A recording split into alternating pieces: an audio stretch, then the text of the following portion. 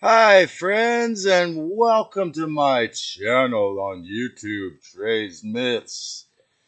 I really hope you enjoy my content. If you do, make sure you click the subscribe button so I can send you more healing content and music.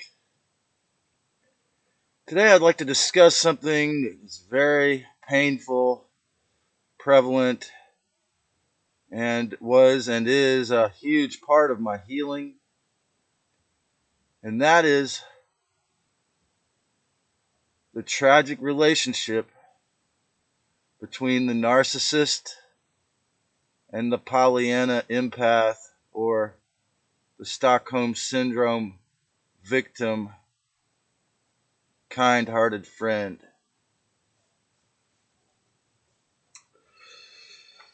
For a little history, if one traces back the roots of this archetype, one might say that the devil itself, or Archangel Lucifer, millions of years ago, is perhaps the obvious origin of this archetype called the narcissist. However, if one would look into the modern economic culture of capitalism, with the Illuminati-based Hollywood culture running the mainstream media and all the secret societies, particularly in this region near Santa Clara, Santa Cruz, LA, Seattle, one would see the prevalence and prevalence of the capitalistic ideology, the limitless, fully Luciferic capitalism, where there is no rent control, and the gouge pageant, as I call it, can be anything. And the Russian mafia, as I said, calls California the big store, and they say anything and everything is for sale. And of course, still not having completely healed my addictions to the profound medicinal healing of the spiritual climate of this town and its cannabis. And as my friend said, shamans came here to do their shadow work. And that same friend is actually the subject of this video. And as I've said previously, in this archetype, perhaps in their moon sign or their subconscious mind, they haven't still cleared this attitude, which is very toxic. And it actually accumulates more of these situations, which is like that it's a dog eat dog world, that the narcissistic people are everywhere ready to get them and pounce on them and manipulate and take advantage. And what I got to say here is that sometimes it is inappropriate to forgive someone. Sometimes it is the lower thing.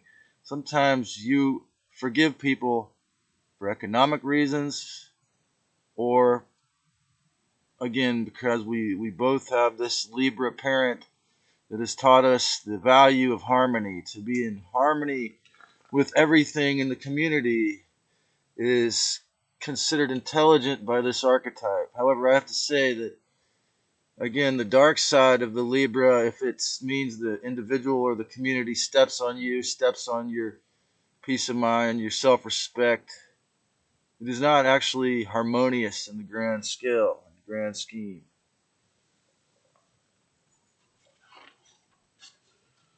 So, could it be that the original sin was actually controlling others because you were only worried about the self, the little me, the snake? Well, I remember in one interview, my friend David James Rodriguez was talking about fear, and people spoke of how courageous he was to give out free hugs every weekend with his girlfriend with these big signs along West Cliff during the lockdown for about a year. And he said, well, It's a daily practice. This goes back to my previous videos about the shadow work. Again, if I don't change my daily routines, leave this town from time to time, do a tolerance break,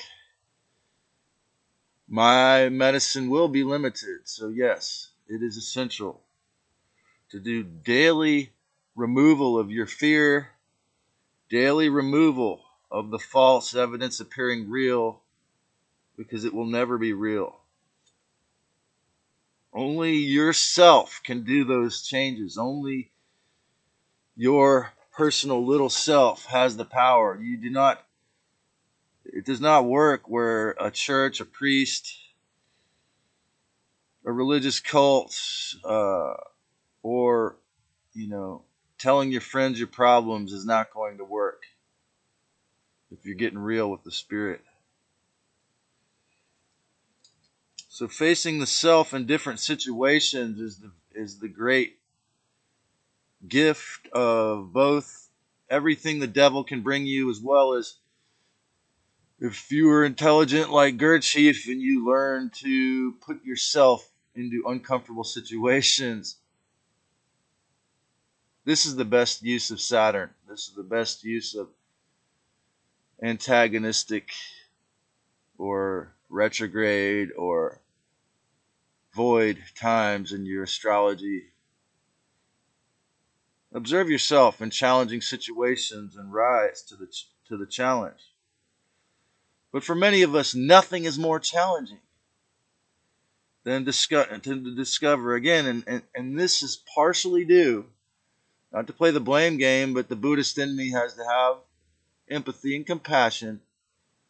And these are individuals, there's so many of them around here, because they could be the most loving person in the world, but with the financial climate of Santa Cruz, capitalism makes them feel that capital is the reality, money is the reality, and they're always around the Illuminati, big money boys, pushing everyone into slavery in the whole county, the whole state. That's all they know. They grew up in Santa Cruz and San Francisco and LA. And again, if these are loving hippies, you have to forgive them. But what this video is about how you're wrong to forgive those who manipulate, hurt you, step all over you, abuse you, and are obviously unrepentant because you somehow believe it's best for the community or it's best for your healing to forgive and let go. So, after watching about 105 psychology videos about this exact subject on YouTube, I have to wonder, is psychology satanic or Illuminati, or is it a Babylonian originated thing? And this was the other thing about history I wanted to say here, although I'm on almost the 9th minute. This is going to be a little bit longer video. So it turns out without a cell phone, I can't make a video over 15 minutes or make a pretty picture to put on the cover. So until I'm willing to compromise, or if and when I'm willing to do that, you're going to have to deal with my plain mug as the cover in some 15-minute sections. Maybe you could get a pee break or a drink of water in between if you really love my teachings. So, my guess is that psychology originated since there's ever been wise men, priests. You take it from, some say that Freud got the idea from Catholic confession. So, in the modern prevalence, in the modern parlance, one would say modern psychology is a secular version of an ancient confession or ancient talk therapy. So, being secular, it has its flaws. It has its blind spots because it is not based in heart consciousness. So I will never call someone a narcissist. This video is about dealing with people with extreme, and this particular person we all know around here, with extreme narcissistic personality disorder. Again, they've said it is something that more people go to see a therapist for than nearly any other problem, yet the person who has it almost never goes to seek help because they believe they can't see anything wrong with themselves. This is why I believe it originates from the deceiver, from the dawn of the reptilian interference into human life. Because humans are very loving, community-oriented beings when they're awake. So, but the roots of psychiatry is a whole different thing, okay? I believe both can be traced back to Freud, Carl Jung, as far as professional psychologists and psychiatrists. However, I read this book. It was an amazing book called The Myth of Mental Illness by Thomas Stas, a brilliant and a brilliantly courageous Jewish-Hungarian medical MD, published in the 1950s, which makes it extra courageous, that expose the whole advent of psychiatry with pharmaceutical drugs. And he claims that Freud was working for the big boys of the day, the elite, the status quo, the bourgeoisie, the wealthy class, and in order to control the wild people or the one with the high IQ or the exploratory or contrarian of the family, which would have been me in this case, they came up with this idea of mental illness. First it was hysteria, then it was and then all the ones we have now. And to combat that, at some point they came up with the idea of using drugs and poisons, euthanasia, antipsychotics. But that can be traced to Operation Paperclip,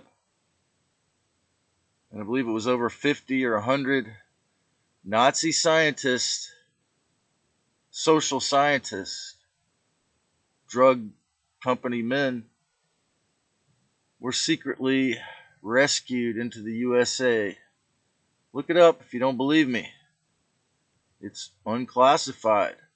One of the reasons I have this channel is to release unclassified information about recent and ancient history, whether it was channeled or from classified documents that were released, so that you know the real truth. Okay, so I loved that book, and I thought it was a wonderful, courageous thing. My birthday is December 15th. His birthday is April 15th, and he certainly was an Aries spiritual warrior in this battle. So, but the Aries, the unconscious side of it, is saying me. And this person I'm making this video about, I remember recently, a few months ago, last year, when I was speaking too much about politics for their liking and near their business zone, they were actually raising their voice saying me, mine. And it was so childish that I couldn't imagine how any of the people around could actually think of this person as someone they could, love, and respect as a business partner, when they need to be loved and respected as a wounded small child in a man's body, And this brings up a very important key in this topic, which I'm going to get to in the next segment. I hope you enjoy this. Subscribe.